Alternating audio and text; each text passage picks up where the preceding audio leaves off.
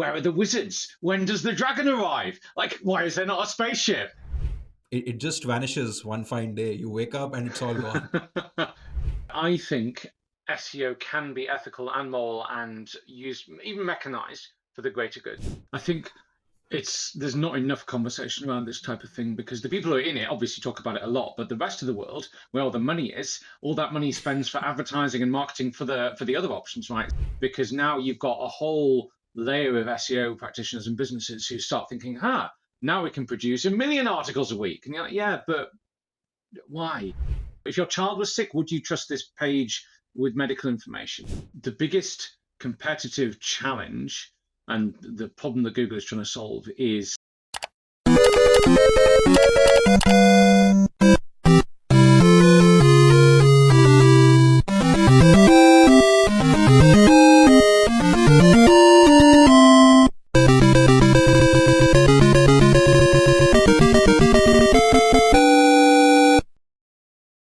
Hi everyone, welcome to another episode of Web Without Walls. I am Rohan, your host for today's episode.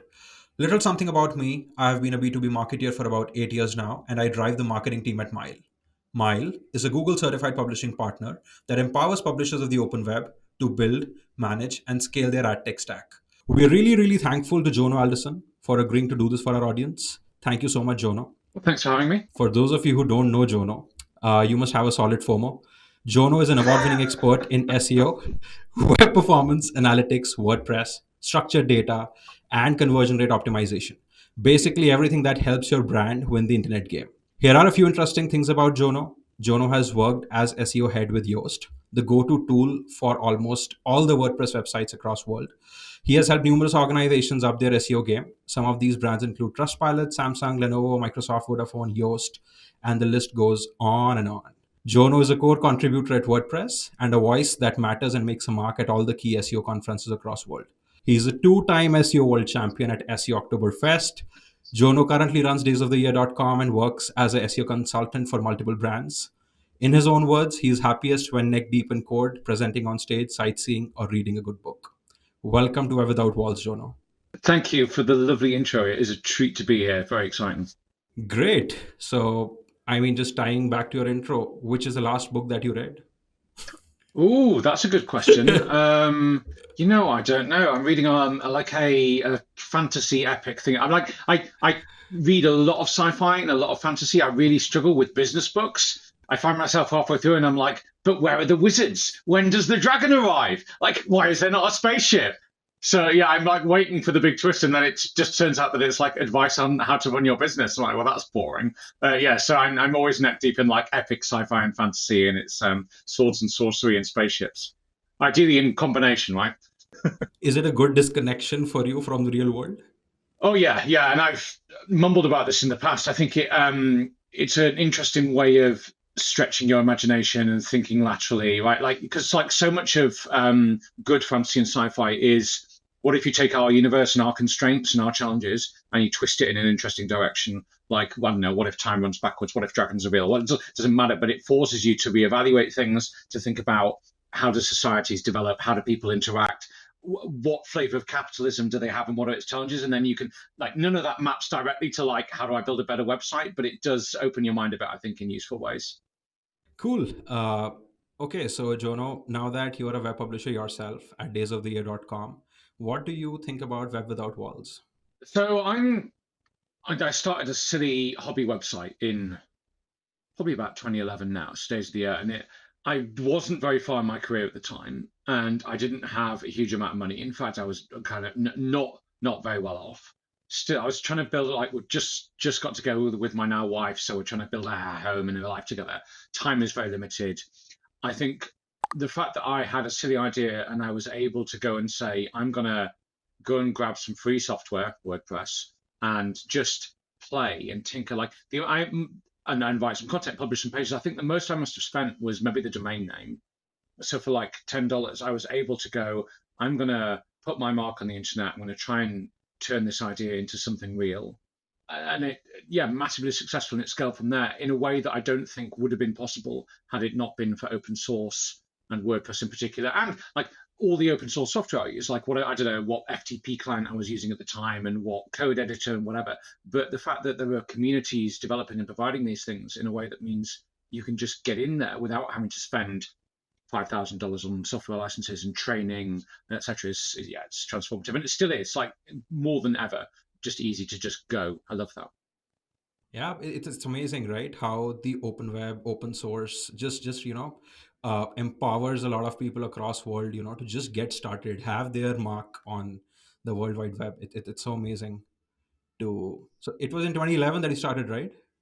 Yeah, I think so. There's the about that. Yeah, but before that, I'd spent a few years working in a digital marketing agency, and we were selling websites on a enterprise CMS that we had some kind of commercial relationship with, and most of my job was just trying to make it not awful. And then you look at the money and the economics in that versus the open web. Like I'm spending weeks going, but this is really easy in WordPress. Why is it going to cost the client $50,000 to have an XML sitemap?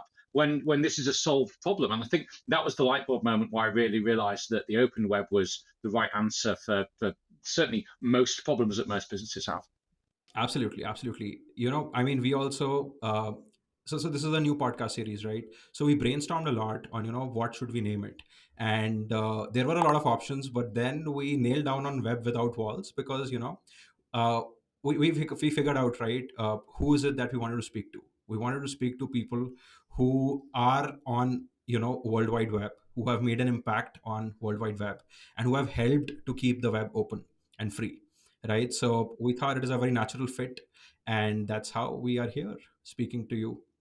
Yeah, it's great. And I think there's not enough conversation around this type of thing because the people who are in it obviously talk about it a lot, but the rest of the world, where all the money is, all that money spends for advertising and marketing for the other options, right? So it's quite hard for the open web and to that side to compete. So yeah, the more the merrier.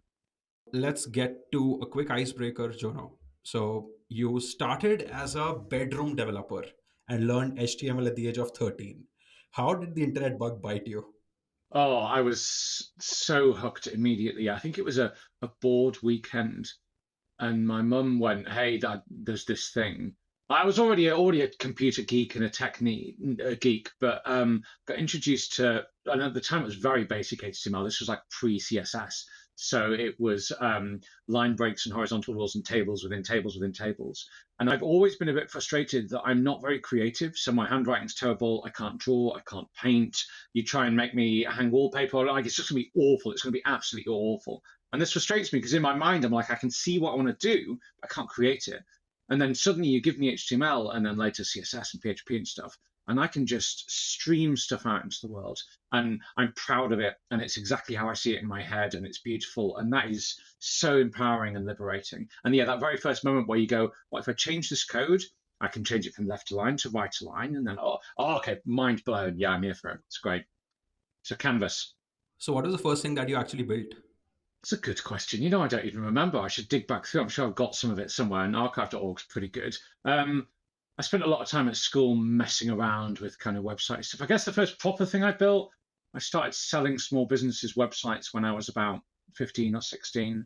And at the time, I didn't know a lot about SEO, so I was doing like spliced JPEGs within tables for like the local bakery for like £50 or something. So yeah, not my proudest work, but yeah, it was interesting at the time. Yeah, I'm sure 13-year-old Jonah must be really proud of how far you have come in the digital world now. Hopefully. So how did you, get into the SEO? It was probably, so like you said, right? From what I know, I have not been I have been a marketer for just 8 years, right? So I'm probably an intern, according to what No. most of the experienced people call it. But back in the day, SEO, it used to be looked as really the non-creative thing, something Yep. where the techies hang out. And it Yeah. like, because marketing has a very strong perception, right? Like how it is supposed to be so creative, so cool. SEO was sort of perceived as a non-cool part of marketing, something that you Agreed. mainly do for hygiene. So how did you end up Yeah. there? Yeah, for sure. And that was definitely my entry point. So in the process of kind of building these little websites, which I'm sure were terrible at the time, I got quite obsessed around what does perfect look like? and it was fascinating to me that there were no rules. So I don't know, what should my title tag be, and what should my alt attribute on this image be? And it turns out that's actually quite complicated, and sometimes you do need one, and sometimes you don't, and sometimes it needs context. And should my URLs have trailing slashes or not? And I got really deep into all of this. And of course, you start looking this up, and everybody has a different opinion. And suddenly you find, Right. oh, okay, this is this SEO thing where actually it's all just about experimentation and refinement and iteration. And Right. then I was very lucky to join a digital marketing agency as like the technical arm of their very, very small, very young SEO team at that time. And my job was essentially be the guy who knows how to put an H1 onto a web page. Because it was very kind of like, okay, here's the checklist of things we need to follow. But then that Right. opened up my world a lot, and I discovered things like Moz and Distilled at the time, Webmaster World, a bunch of other places, and I spent a lot of time going, can we evolve this? Can we move it forwards? How do we do more than just this kind of uncool, uncreative checklist stuff? And then everything fell forward from there, I guess. Cool, cool. That sounds really interesting. I mean, yeah, that's how my first encounter with SEO was, right? I mean, I understood how important it was because, we started marketing when internet was a big thing. But then I think it is still very, complicated. It is still, people don't usually give enough weightage to what SEO is. It's still a hygiene checklist for most of the people out there. Yeah, oh yeah, definitely. I think that's getting better slowly as even recently people were still encountering this for the first time, right? But now people have worked in multiple companies, they've seen this multiple times, and they're starting to recognize that when it's done well, it's much more baked into the kind of the DNA of the organization, the website, the product. And yeah, that's what separates the winners from the losers, definitely. Yeah, I think more so, people are actually getting serious about SEO and trying to dig deeper into it once they get hurt, right? So once they see beating on the SEO rankings is when they speak to a person like you to get an understanding on, what was I doing wrong all this while. So I see that as a pattern. Yeah, there was a fantastic blog post recently. I'm trying to think who wrote it. I'm sure I'll remember as soon as we get off, but it was exactly that. And it was everyone coasts along thinking they're doing okay. And yeah, they're not perfect. And yeah, they could do better. And then they get smacked. And then they have organizational change. They mature. They think about it. Yeah, it's really impactful. I mean, it would be nice if that wasn't the case. I'd quite like to see companies going, we want to invest in improving because it's going to pay back money and it's the right thing to do. But yeah, getting decimated is definitely a good trigger. Correct, correct. Cool. So last bit for the icebreaker, Jono, tell us about your tech stack. Oh, so I'm controversial on that. I'm a PHP nerd, which is super uncool in both the developer world and the SEO world. So I'm like the least cool person. But I think all of my heart is with WordPress because I've spent now too many years building and optimizing websites, and WordPress has many flaws and many problems and many limitations. But it will still take me 30 minutes to build something near perfect in WordPress as opposed to 30 days in anything else. I have avoided the kind of React front end JavaScript revolution mostly. I think there's some really cool stuff you can do with that, but I think it's often the wrong tech stack for businesses who want to publish content on the internet, bizarrely. I'm also okay. So also, I'm deeply into CSS. Big styling nerd. I PHP, so I'm MySQL for database tech. And that's pretty much it. Vanilla JavaScript whenever I have to add interactivity, like written from scratch. So I'm a bit of a purist when it comes to that. But yeah, certainly not any of the no Python, no React, no Go, no Rust, none of the trendy stuff. Cool, cool. That sounds good. Tell me one thing. So I was listening to your talk at the Yoast event last year, right? And it was you very passionately saying that everyone thinks that WordPress is doing an excellent job at SEO because you're just integrating a plugin and you are thinking that everything is working fine. There is not so basically you're not giving as much weightage to what Yoast is doing there, right? And it is really commendable what Yoast has done for WordPress ecosystem, which is why you're also saying that I am a go-to WordPress person. But tell me one thing, right? Yoast has also started supporting Shopify websites. It is also doing big there. Do you see more opportunity on penetrating deeper into the ecosystem that exists. Let's say, continue to build, evolve the WordPress Shopify community, or to probably, expand, do more. Like, I personally feel that, we use Webflow to build our website. I know you're not I'm going to so like it, sorry. but yeah, so we use Webflow to build our website. And I actually did it was a controversial decision for us, right? Because I have always used WordPress to build all the websites, right? In fact, the recent website that we built, the previous version was on WordPress. So there is a marketing community, B2B marketing community, that I actually went back to. It has about 500 odd B2B marketers, and I asked them, how many of you are actually using WordPress versus Webflow for content marketing? Because we wanted to go heavy on content marketing. What are your suggestions? And surprisingly, against my research on internet, right, majority of people said that they are using Webflow and they are Yep. pretty content with it, right? they Yep. are they feel that it is bridging a lot of things that WordPress does not do, right? Yep. But then we went and built a website on Webflow, and now I know how much pain it is to have some of the most basic things sorted on my Yeah. blog. Well, this is it, right? The people who aren't complaining about it don't know what they don't know. And I think a lot of what Webflow and the Wixes and the Squarespaces of the world do is optimize for, if I'm a small business owner or a blogger and I can go in, I can sign up, I can click some buttons, and I can have a reasonably good, reasonably okay website up today, and it will have most of what I need. But and I think the thing that people really don't consider in those ecosystems is SEO, particularly, but also content marketing. The whole space is inherently competitive, and it's you versus everyone else in there. And if all of your websites are at 6 out of 10, and you can't get any further than that, you're missing an opportunity to compete in those margins. Whereas, yeah, WordPress is going to be harder to set up because you're going to have to think, and you're going to have to go shopping for what combination of themes and plugins do I want. And that sucks. That really does suck. Like, WordPress does a terrible job of helping people work out what their requirements are and then having a marketplace for that. Really, really bad. But once you get over that hurdle, then you get all the basics out the box, and it's extensible, it's flexible, it's customizable, it's cheap to run, etc. And then you can go from that 6 out of 10. Maybe you start at 5 out of 10, which is frustrating, but then you can get to 10 out of 10 over the course of weeks, months, years, etc. So I guess maybe there's a better version of this where they get their act together and they increase their features and functionality. But then you're back to the problem where WordPress has already solved these problems and will continue to do so faster and cheaper and better than these other platforms, and they will never catch up. Like, yeah, when I was at Yoast, we launched the Shopify integration. It was really hard because their technology stack works in such a radically different way to WordPress, and also at its very core hasn't really considered the concept of SEO. So a whole bunch of, for example, the ways it deals with metadata on pages is really back to front. And the way that its templating engine works makes it really hard to do complex conditional logic. Or, I don't know, I've got an SEO plugin and a page speed plugin and an image optimization plugin, and none of those things can interact cleanly and easily in the way they can with WordPress. It's not designed to be that kind of pluggable. And similar problems with Wix. So we did some conversations with Wix. Their conceptual model of how does SEO relate to pages is very, very different to a WordPress, and it makes it very, very hard to do to reconcile how page level data works with template. All of these things WordPress has already solved. So yeah, I love the idea that these systems also compete and innovate, and we can have the open web for everyone in all of this stuff. But it's so hard because they're just not designed for it. They're designed to sell pretty websites this afternoon, not competitive websites next week.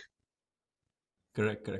I think WordPress is also on that edge, right? Particularly because of the ecosystem that exists, and there is a lack of that ecosystem for other Yeah, platforms. So, I mean, yeah, Webflow does not have that ecosystem, right? That can probably enable similar capabilities.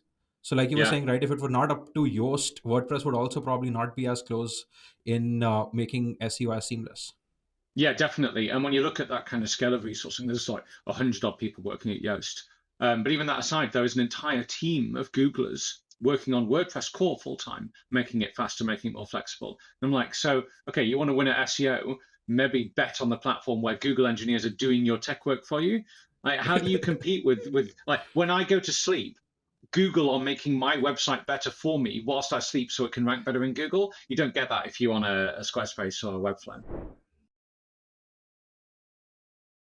All right. So this brings us to the first segment. Pretty basic, straightforward stuff.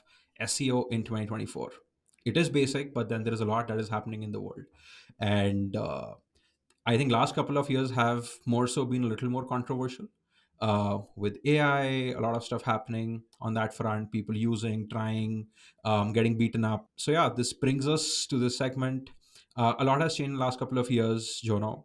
What do you think, what do you think about the SEO macro environment in 2024? I think it's more interesting and exciting, but more difficult for many people than it's ever been. I think there's one big thing has changed, which is related to the AI stuff, but not completely connected, which is that we've gone from a point where Google and other search engines were by design very, very hungry for content. And that meant that every dentist business on the planet has a web page, a blog post about 10 reasons you should get cosmetic dentistry.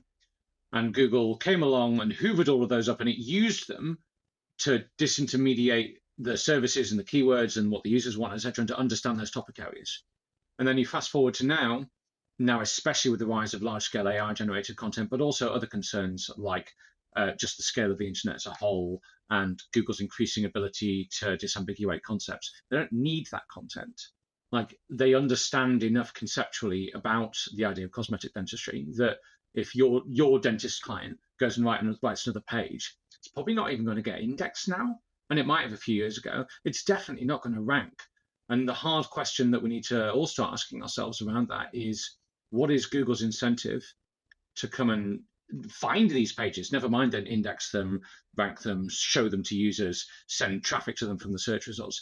Google are now able to solve those kinds of users' queries without relying on all of our articles and content pages. So there's this huge existential shift I see needing to happen in SEO, where we stop being an industry that writes articles to rank for keywords and goes back to focusing more on how do we understand the kinds of problems that audiences have and how do we solve those in a way that benefits them and the business and Google, which is super hard. It's a much closer question to brand and product and value than something you can just outsource. But that's very much where I see it's going. And then, of course, AI just accelerates this massively, because now you've got a whole layer of SEO practitioners and businesses who start thinking, now we can produce 1 million articles a week. And you're like, yeah, but why? Because production of content has been the vehicle that we've used in order to drive performance, and now that breaks. And they also don't think, like, if I can produce 1 million a week, maybe my competitor can produce 1 million a week. Like, nobody's adding value in this. So yeah, I think there's a big change coming, hopefully. Otherwise, we're just going to drown in all of this stuff. Yeah, but do you feel that, from a business POV, right? So you are talking about it from the POV of an SEO professional right now, right? Where you are aligned on the core to, how it all needs to be value first, right? Uh, I feel that, in most of the cases, business are actually catching up to what Google is asking of them. So the fact that all these dentists had all these pages was because they were being incentivized, right? And all of a sudden, don't you feel that it is a little unfair for those businesses who all of a sudden don't have any existence on the internet? Yeah, maybe. And this is tricky, right? And there's so many flavors of this question around, does Google owe you anything?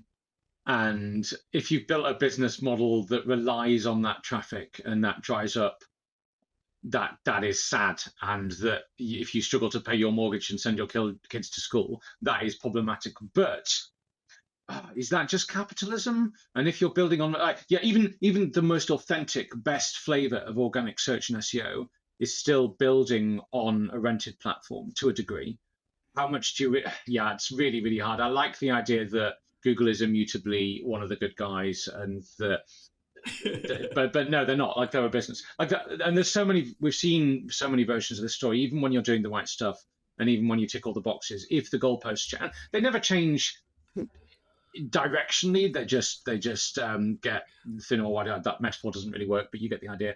I think if you think you've been going in the right direction and your business dries up, that is really problematic. But from Google's perspective, something else takes its place and it provides a better resource for its readers. Yeah, I guess a lot of businesses, like if you're selling horses and carts, you're probably not selling as many as you were in the 1600s. Stuff changes and you've got to adapt. Like, so much of SEO, I see people say, okay, we've built our website, we've got our strategy, we've done our research, we've got our website.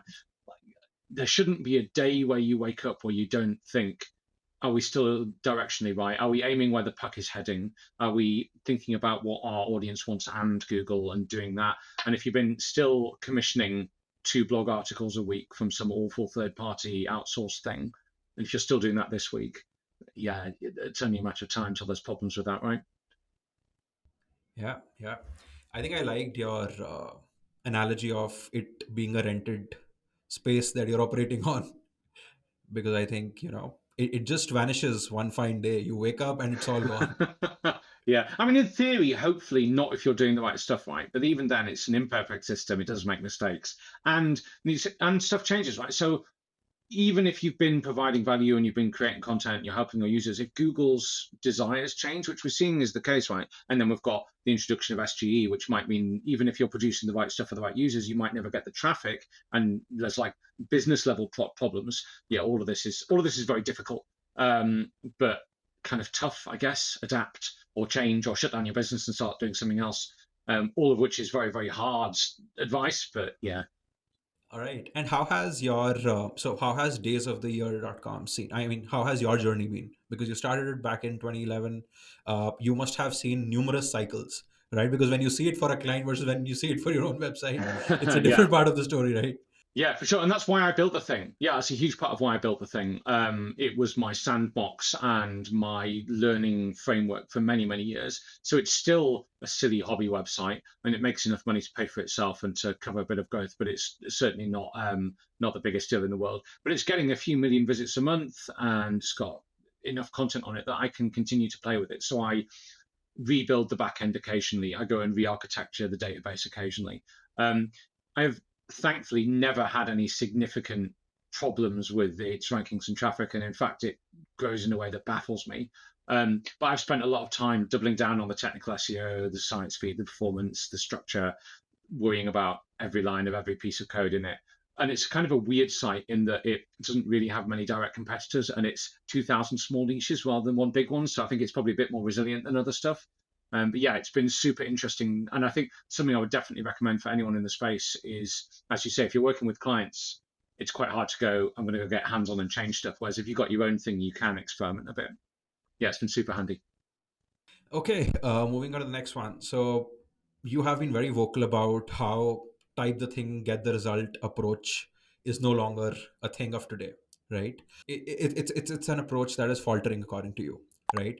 Do you also see a correlation of this theory in terms of how Google is also giving weight to a lot different parameters as opposed to what it was a couple of years ago?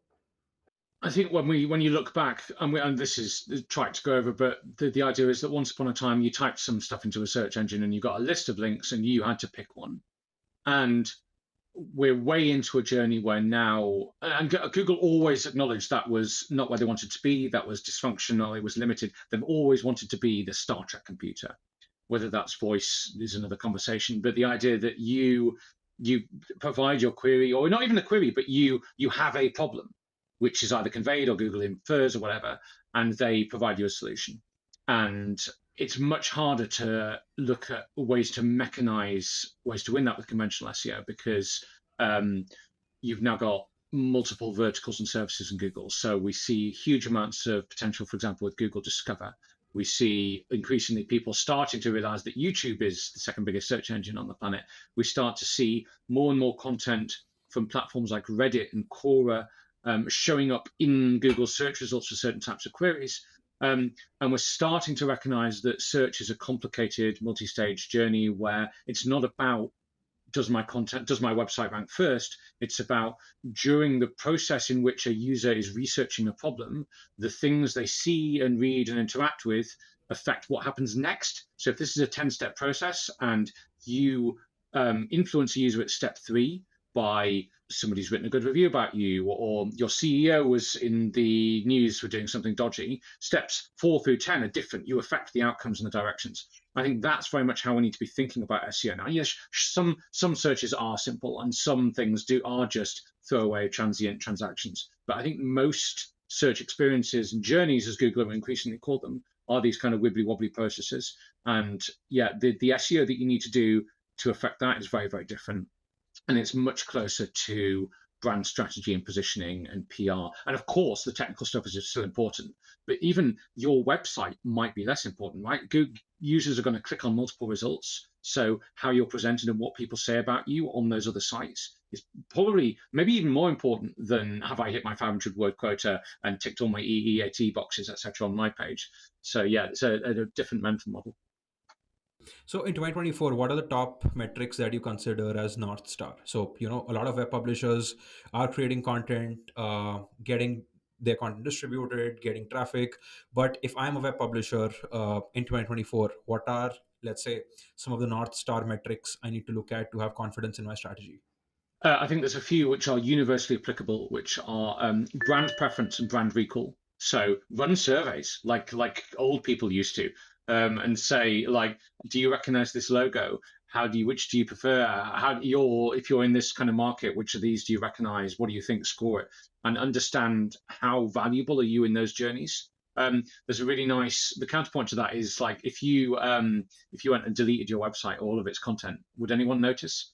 Like probably not. And if not, then that's a problem, right?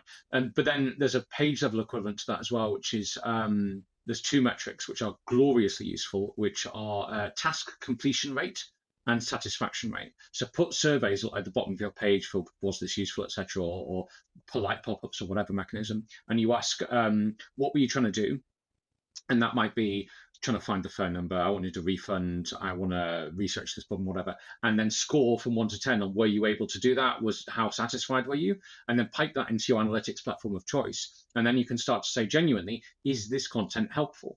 And not helpful to me, the brand, like actually to Google's audience who are arriving here, are they saying that it solved their problem? Like that's what helpful content means to Google. It's like, are users able to fulfill the needs? When you go look at the quality rater guidelines, it's all about task completion and task fulfillment. So that's very much how I see that we need to be looking at our content, which again is hard.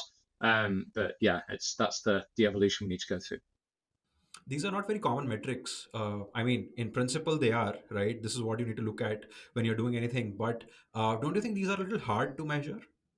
Yep. Yeah, they are. And they're woolly and they're fluffy and they're soft and they're much harder than how many clicks did I get. But all of the last click, revenue-based, click-based, impression-based ranking stuff is too brittle and it focuses too narrowly on the very end of the funnel where your website sits and you miss all of the stuff that impacts that. So you might have, I don't know, you can monitor clicks and you monitor clicks are going up great, but you might completely miss that the page that outranks yours in the SERP is a 1-star review saying that your product's garbage, and then suddenly everything drops off the cliff and you have no idea why. Like you need to be monitoring the entire ecosystem and how users perceive you in relation to competitors. I mean, do both, right? You can still do some of the conventional, where am I ranking, how am I doing? But even those questions get harder, right? Like where do I rank mean? For which keyword at what time of day with which types of search results and which SEO tool am I using because they all measure it differently and Google Search Console counts carousel components that are off screen but SEMrush yada yada. Like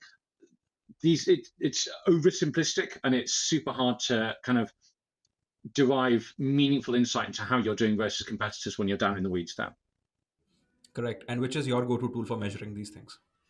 I am a big Systrix nerd. I'm a big fan of them. I do a bunch of work with them, but also Google Search Console when I want to look at how am I doing, acknowledging that it's does all sorts of rounding and aggregation. But if I want to look at me versus others and the broader landscape, yeah, Systrix is great. Great. Sounds good. Moving on to the next theme, which is AI in content marketing, right? First question on that front would be, Jono, what according to you are the most common misconceptions that people have about AI's capability in content marketing? I think the one we touched on just now, which is velocity, right? That you can just use it to produce more. And yes, you can, but you probably shouldn't. And the biggest competitive challenge and the problem that Google is trying to solve is authentic lived experience in content. Like there is no point and no value in me generating 1,000 articles about what is the best Dell laptop because that system isn't going to have touched it and felt it. I could write that article and I could use AI to assist in it and to help and to find angles that I hadn't considered and to maybe even flesh out the writing process. But the bit that's hard to scale is the human bit. And when you see the trajectory of all of Google's updates over the last 4 or 5 years now. We see the product review updates, the birth of the broadening that into more review stuff. We see even further back, Penguin and the Panda studies that are released around, would you trust this content with if your child was sick, would you trust this page with medical information? You're like, well, if it's written by an AI that might hallucinate, might not, but even then, it's grey, isn't it? So yeah, I see a lot of publishers automatically defaulting to scale, mechanization, when neither of those have been a meaningful problem for years now. Like, it's been possible to churn out large volumes of medium quality content on the web for a decade, and that's not helping people to win spaces. So I think AI as an editorial assistant and as a method for either summarizing or expanding and pattern finding.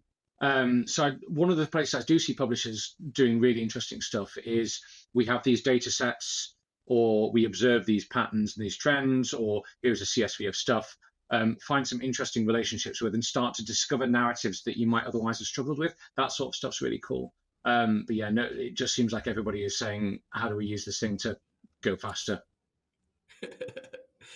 Yeah, but then when you go faster, everyone is also almost getting the same thing.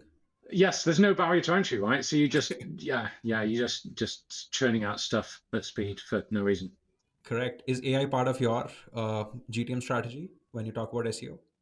Yeah, so I think, but again, not in just a kind of scaled way. So I think it's quite useful in the research phase when you're starting to, your audience and you know where you're trying to get to. You've got a set of products or services. I think trying to work out how you work out what those stories are and how you connect them, AI can be super useful.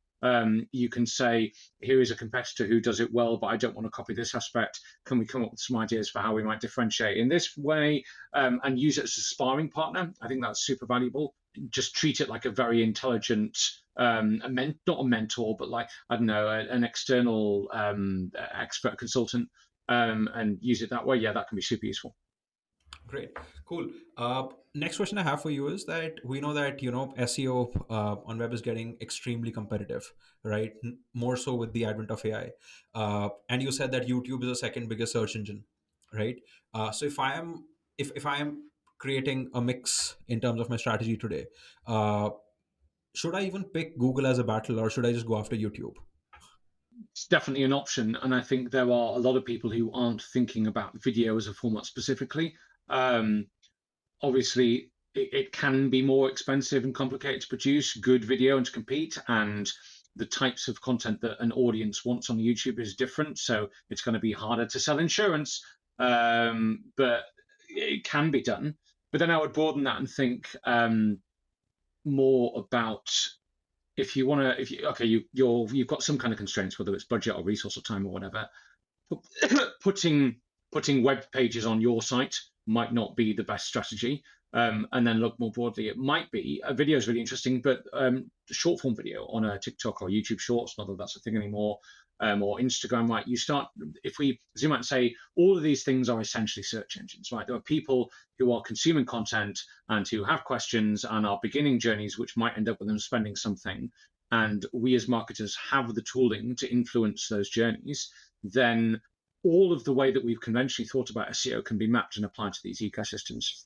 They're just at different points of the buying cycle, different user intents, different constraints on the format. Yeah, you might well go, I'm not going to try and rank articles in Google. I am going to try and get my brand in front of people on TikTok, so that when they get to the point where they're ready to buy, then I rank first on brand queries. Or I have a product that's got a unique name in the space that actually my problem isn't ranking, my problem is demand and search volume, in which case I'm going to go and run a bunch of billboards or display ads in Instagram in order to drive search volume and demand so that I capitalize on the stuff I already rank for. Yeah, there's definitely a huge opportunity to start thinking about this more, starting thinking less about how do I get pages ranking in Google, more about how do I get in front of my audience using SEO techniques. Cool. Last question for this segment, Jono. For 2024, give us one painkiller and one multivitamin for the web publishers. Interesting. So I would definitely continue to look at Core Web Vitals, and I know this is controversial. Google say it's a ranking factor, but not a very significant one, and then only a tiebreaker. And all the publishers say, our site's fast enough, and all of our competitors are slow, and we have other bigger problems. I think all of that can be true, but I think it can still be worth investing a disproportionate amount of energy in Core Web Vitals because it forces you to fix a bunch of other stuff and to discover other things. So most websites that are a bit slow because it turns out that the front end development team don't know about modern CSS, or the IT developer has a legacy deal with a terrible hosting company that needs to be reviewed. Right, and as you start to say, why are these things slow, and why are we running an outdated version of jQuery, and why are our images all still bitmaps? So you start to unpick that, and you accidentally fix 100 other things about the organization and the website, which benefits your accessibility, your SEO, your crawl budget, your 100 other things.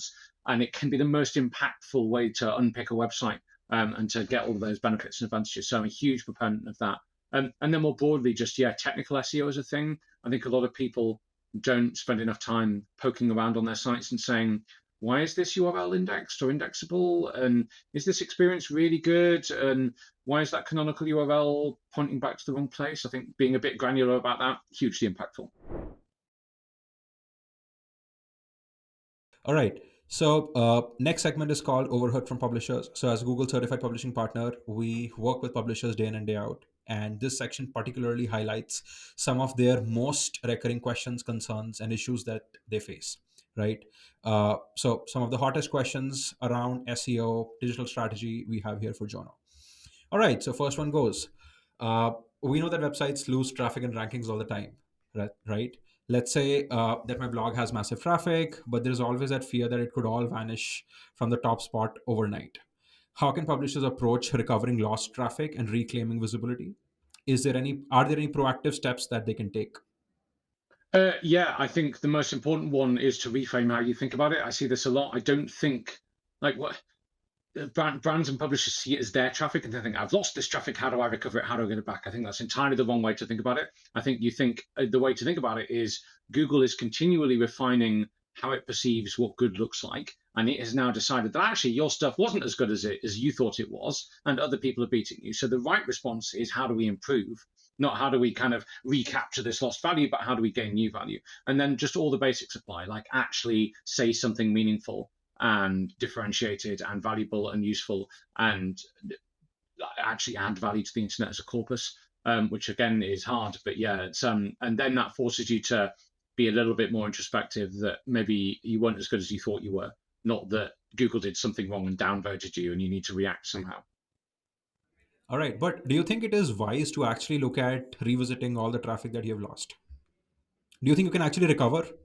No, and I think a lot of people will, given the choice, spend days and days trying to work out what changed, what happened, where did we lose stuff, what went wrong. Whereas actually, if they'd spend those days and days going, let's produce something useful, they'd probably win out. Great, great. All right. I think what a lot of publishers also do is that whenever they are trying to create their content strategy, right, one of the most common ways to benchmark it is with their closest competitors, right?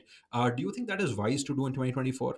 Considering it is also volatile, you don't even know half of the things about your competitor, right? You're just looking at it from a very, Surface 50,000 level. feet POV. Yeah, it's very surface level. Do you think it is a wise thing to do? Agreed. That's risky, and I think also because that becomes a bit circular, and actually it means that most of those websites are a bit crap. They're all a bit slow. They're all a bit ugly. They're all not doing a great job. Yeah, because they're all just copying each other, and nobody's incentivized to say, what if we leapfrogged 2 or 3 steps ahead? Now, it's difficult because that's how businesses conventionally worked and how CMOs and CEOs operate, right? There's no incentive for them to gamble on pushing further ahead. They want to wait until they're beaten and then jump forwards again. It just doesn't work in SEO. I think you're much better off going, where do we want to get to? And then plowing ahead regardless of whether or not your competitors are 6 out of 10. I think what can be useful, though, is looking at direction and velocity. So it doesn't so much matter where your competitors today, but it does matter how quickly they're improving and in which directions. So one of the things I really love to do is things like look at LinkedIn and find out who they're employing, like how many people do they have, what are their job titles, what can we see about their strategy, how's that changing, because then that might determine what your end destination should look like and whether you're resourced to get there or whether you should pivot and do something different. Cool. So again, a controversial one based on your opinion. So in a world where everyone wants solid organic backlinks, but no one wants to give them, what does a small time publisher do to actually win that game? Is that even relevant anymore? So, as much as I hate to say it, it still feels like links are necessary table stakes, if only for discovery. Right? Google has to find your site in order to put it into the system, and you will need a certain amount of validation from other sites to say this exists. And then that gets you into maybe the top 10, 20, 30 results. There's some nice research from Tom Capper from Moz about this kind of split system where, yeah, you need some links to get into the consideration set, but then it looks like after that, it's increasingly about the user feedback signals and Google's attempts to understand, was this actually any good? So you need some links. I think the way you get that, as a small publisher, you can be so much more agile. You can do two things. One is you can niche down. So there's no point trying to be the best bakery in New York, but you might be the best chocolate vegan cupcake bakery in New York. Much smaller addressable market, but it's winnable. And then also be an opinionated human. Big brands and established incumbents are so bad at standing for anything and saying anything meaningful. Whereas you as an individual, you can be like, yeah, banana cupcakes suck. And anyone who eats them is an idiot. Or like we use, I don't know, cockroach flour instead of normal flour, and it's super great for the environment and tastes much better. And like, do stuff that makes you stand out and differentiates you. Write content that is written by a named human with a face and demonstrable expertise and opinion, not because it's good for EEAT, but because it's a type of cut through that big brands won't compete with. Like all of these big brands have a terrible blog where the contents are written by admin or like the name of the site. Like they don't say anything. It's just a thinly veiled shill for their products or services. They don't have opinions. They're not controversial. They're not funny. They're not lived experience. As a smaller brand, you can do all of that and you can cut right through. You can compete with Amazon like as a small opinionated brand, and then all of your social media strategies, TikTok stuff all becomes much easier because you can do it authentically. Yeah, yeah. That's helpful. All right. Last question for the segment, Jono. So a lot of our publishers, right? They want to diversify, right? They are Most of these people are, creating content. They're getting relevant traffic, engaging users, making money out of ad revenue. That is how they're able to keep their content free. Having said that, as a part of their expansion strategy, more often than not, they want to start new websites. And in my experience and through multiple conversations, one of the most sought after categories is the utility website. Can I build a website that has a calculator, or it has certain sort of tracking, or where I can get recurring traffic for a utility that I'm solving for, as opposed to knowledge or information? But they have no clue on where to get started because they don't know what to write about those websites, which ties to the fundamental problem of how we used to look at SEO back then, where we just try to find keywords, push content, and hope that it starts to rank. So, if let's say I'm a publisher willing to go in that direction today, what are your suggestions as a SEO expert? Oh, it's super hard because that's exactly the kind of territory that Google are getting better and better at just solving the search results, right? So this is one of the things that Days of the Year suffers from. Is my site's essentially just a calendar, and yeah, we do a huge amount of editorial research to find the right things, etc. But that doesn't stop Google just plonking the answer in a huge font above all of our listings and our traffic tanks. Yeah, but utility is even harder. So I don't know. You might create a how much paint do I need for my walls, depending on whatever, depending on the surface, the size of the room, the temperature, etc. And that is the kind of thing that people search for, and it can be super useful. But it's the kind of thing that Google could build in an afternoon and just solve. So if you're going to do that, you need some kind of proprietary value that you're going to add to it. It can't just be, oh yeah, we've written a formula in some JavaScript, just spit out the answer, right? It has to be useful, opinionated, different, and then that's super hard because that's quite niche, it's quite small. That said, there are definitely utilities that nail it. There was a great example from Cindy Crum in a deck she shared at SERPConf the other day, where the top ranking site for QR code scanner has 12 words on it or something, and just a big QR code scanner, and it answers the user's query perfectly. It does exactly what they need. It doesn't need 1,000 words of long form editorial content about the guy's grandfather and the recipe background, etc. Yeah, but it does the thing. So, but that's exactly the kind of site that Google might well kill and just solve themselves. So yeah, the more just pure utility play you are, the more at risk you are. But the more editorial you go, you're then back into that other category that you said about knowledge, etc., etc. And then you probably gated your utility. It's probably lead gen. That's a super hard space to play in. So you'll be Sorry. a lot more volatile tenant if you build a utility website. Yeah, yeah, I think so. Maybe All right. there must be examples of people who do it right, but yeah, it's super hard. Agreed. Agreed. All right. Moving on to the next section, it's about publishing in a post-cookie world. Cookies are again one of the most talked about topics. We have been talking about them for quite a while now. So next section, particularly tries to address some of the questions around that. So, in interest of time, the first one here it goes. So we know that first-party data is newly crowned king of ad targeting, right? How can SEOs leverage content marketing skills to build trust with users and encourage them to share personal data willingly? Because I go on all the websites, first thing I do is I say no to consent, no to sharing anything with the website. That is how I naturally operate. But if I were a website owner, I would want all my users to share that data. Yep, no, that makes sense. I think there needs to be so until today, our assumption has been rank for as many keywords as possible, get as many visitors as possible, and try and convert 2% of them to action. I think we need to reduce that scope a bit and say, what if instead of having 1 million visitors with 2%, I got 1,000 visitors with 50%? Which means tighter targeting, better content, more reliance on social proof and validation, and building relationships with audiences so that they come back. Like, it's still going to be rare that on the first visit, people are going to go, yes, in order to read this article and learn how much paint I want, I'm going to fill out all my personal details. But building brand preference and recall and having good satisfaction rate, etc., might position you as the kind of resource that gets them to say, okay, I've been here 3 times. It's been really useful. Now I've hit a paywall. Okay, I will put my stuff in. But trying to be everything to everyone and just being so hungry for scaled traffic rather than thinking about how do I help individual users and what is the value trade-off for that? Like, because you're going to rule some people out. You're going to create content that is super useful for some people, but wrong for others. But it will be more opinionated. It'll be more focused and more targeted. And maybe then you get a better result on saying, hey, in order to support us, can you fill out your details? We'll use that and the revenue we get from that to produce better content, more guides, more resources. And yeah, we see a move towards membership sites rather than kind of just open publications. That's definitely going to happen. But in that case, the web is no longer open. It's then Agreed. web with walls. Yes, which is not ideal, right? And so this is a big part of why Google's team are investing so much in WordPress, because having an open source platform lead that charge and then in that space try and find solutions to that helps to combat that. So yeah, so not only have Google got all these performance people working on it, a lot of the conversations around the privacy sandbox and third-party cookie deprecations, etc.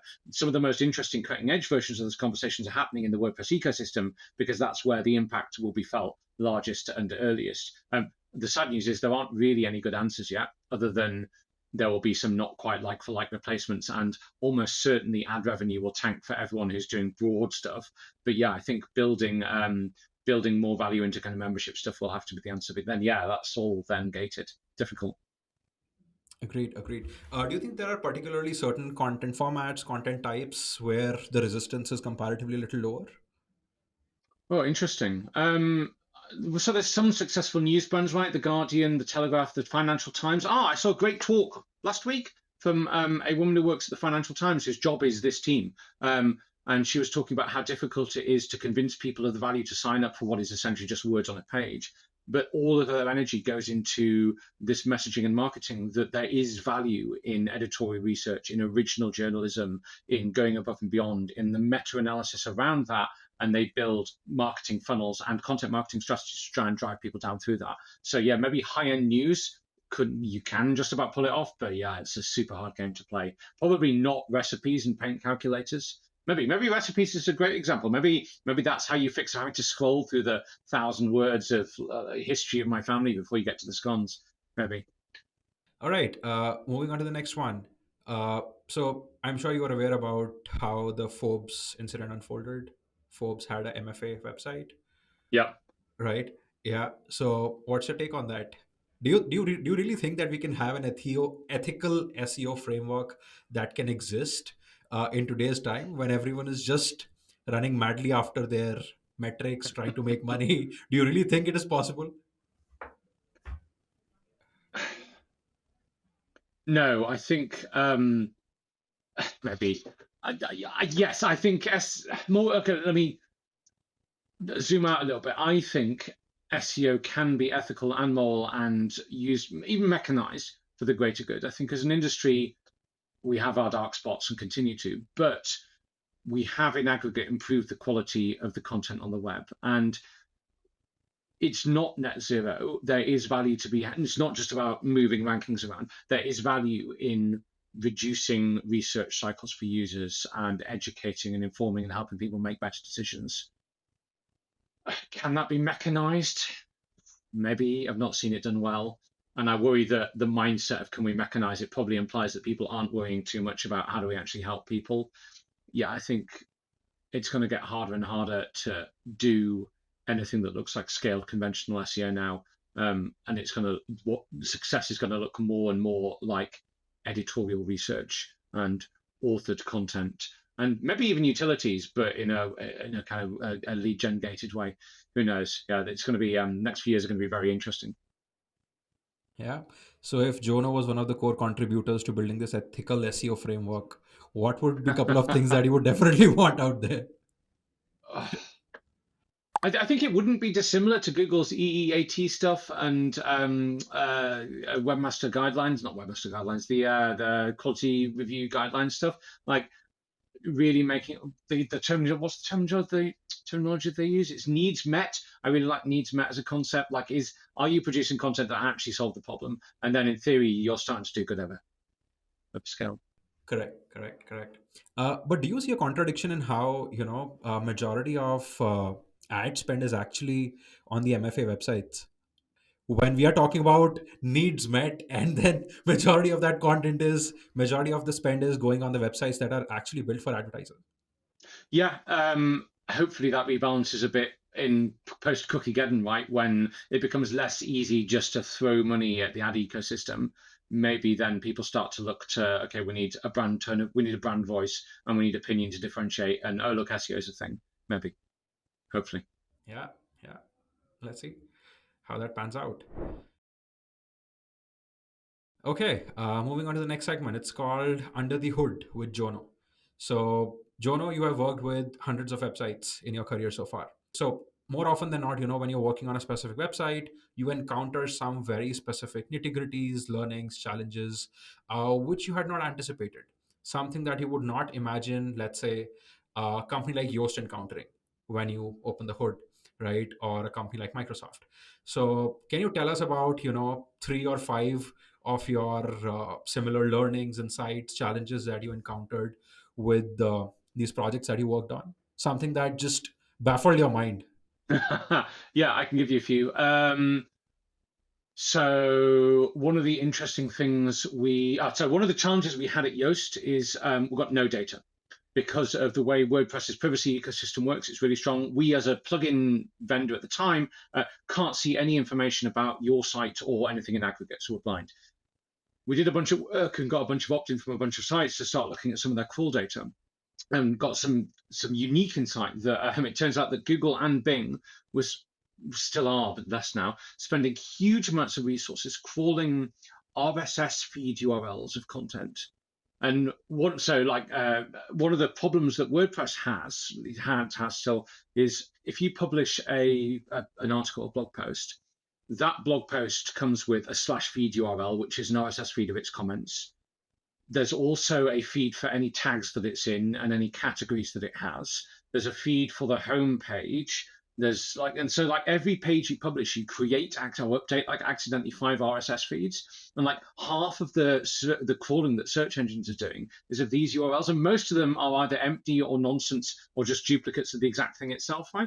So we built a whole bunch of kind of crawl cleanup functionality into Yoast at the time to redirect all of those and ex-canonical them, etc. But it's really interesting to see how wasteful that was. And kind of more broadly, it's really interesting to see how bad Bing is at crawling intelligently. Like the amount of just invalid CSS that it keeps crawling like 30 times a day. So that was fun. Other fun thing we ran into unexpectedly. I only saw this because I had a whole bunch of freelance clients on big WordPress sites. There was, and it's still happening a little bit, there was a massive coordinated spam attack from Korea, we think, on big WordPress sites targeting their internal search results pages. And there was some nuance to it. It was like the most basic version of it was like, we can just put spammy keywords into the URL and they'll turn up on the page. But there was some real sophistication behind it that understood how WordPress worked, because they also targeted the RSS feed result for that search result page, which I don't even know why that exists as a concept in WordPress. But then they'd realized that when third-party feed readers consumed that content, they would re-render those URLs as links.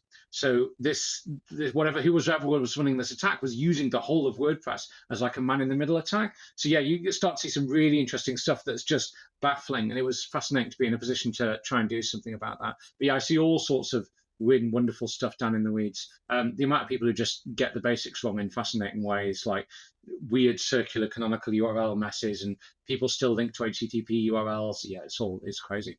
It's fun though. That's the most interesting bit. Yeah. That sounds really cool. But do you ever get bored of what you do? Because whenever you start a new project, a new client, there is a set of activities that are common that you have to do, right? So it's a playbook that you have to execute. So does it ever get to you? Yeah, definitely. And I think the whole of technical SEO is inherently quite dull, because so much of it is solved, right? Like there are rules about how XML sitemap should work, and they are fairly straightforward, and almost everyone gets them wrong. And then you've got to spend an hour saying, here is what the documentation says, here is what you're doing, here is the difference, please go. And the developers hate you. And that's just the norm. And I find that's incredibly wasteful and frustrating and slow. And that's partly why I'm such a big fan of open source and WordPress in particular, because if we can solve this once for everyone, that's so much better for the world and for my sanity than me having to do it over and over again.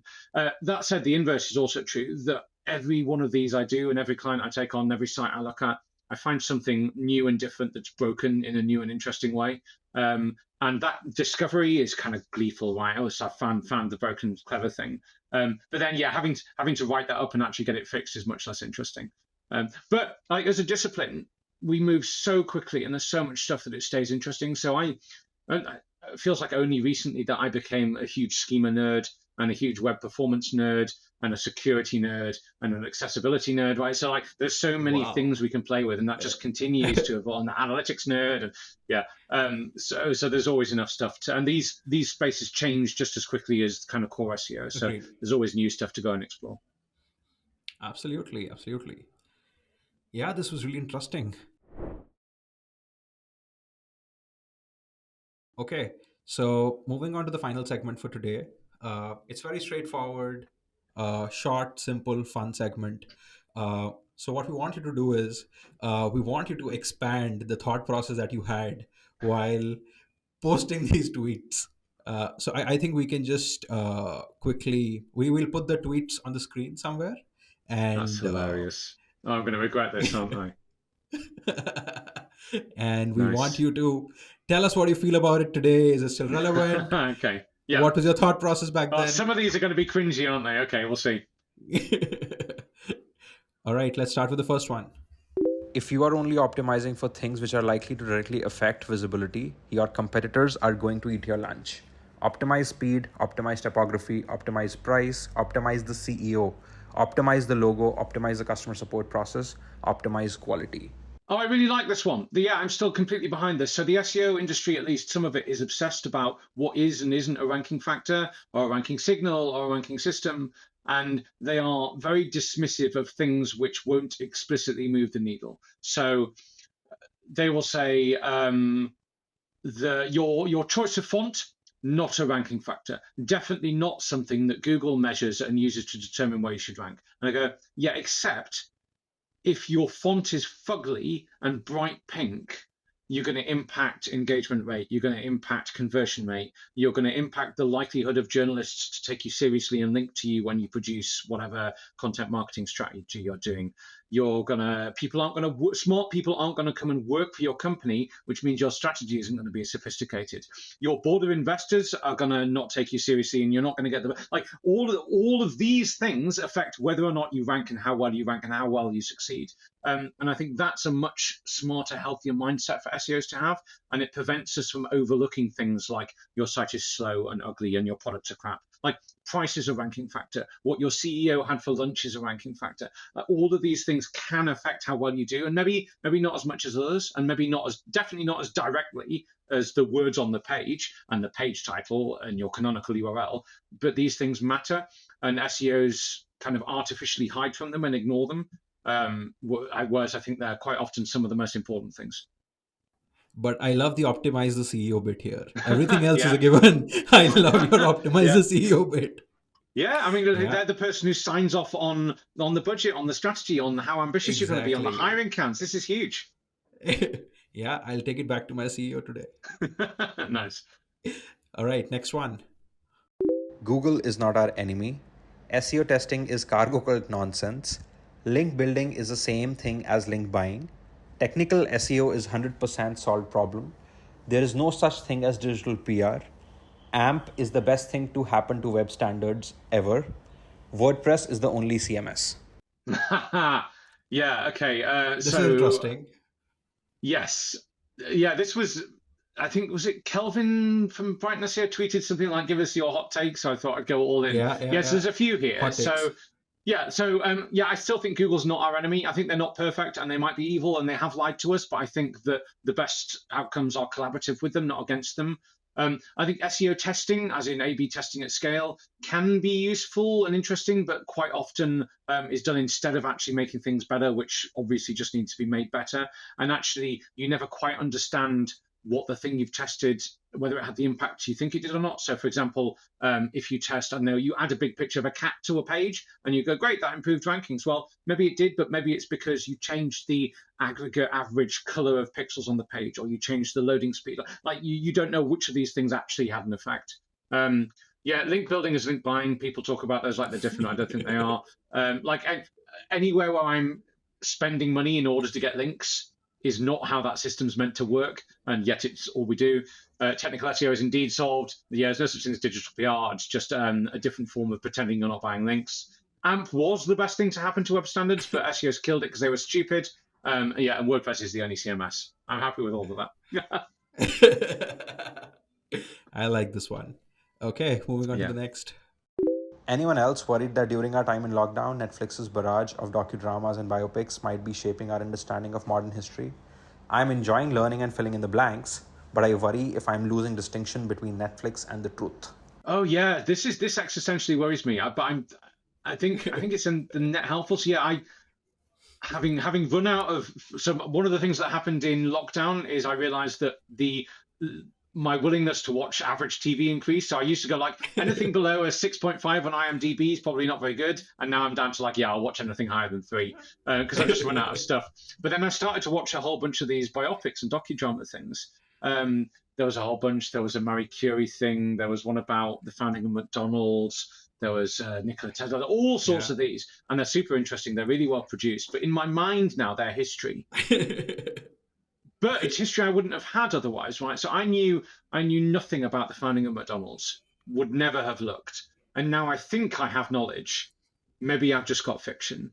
Is that, I don't know if that's good or bad. That's concerning, but maybe if we all agree that that's true, like most of history is made up or wrong anyway. So if Netflix just becomes the arbiter of what's historical, is that better than nothing? I'm not going to read an encyclopedia about McDonald's. Yeah, I don't know. It worries me. Maybe, I'm fine just with a crafted artificial reality. Why not? Yeah, you're anyway very keen on sci-fi stuff. Oh, yeah, exactly. Yeah. All right, next one. So tired of is X a ranking factor? It's been such a long time since SEO was even remotely tactical. People need to stop looking for magic bullets and just need to get on with improving their stuff. Provide a better answer to your audience queries. That's the only ranking factor that matters.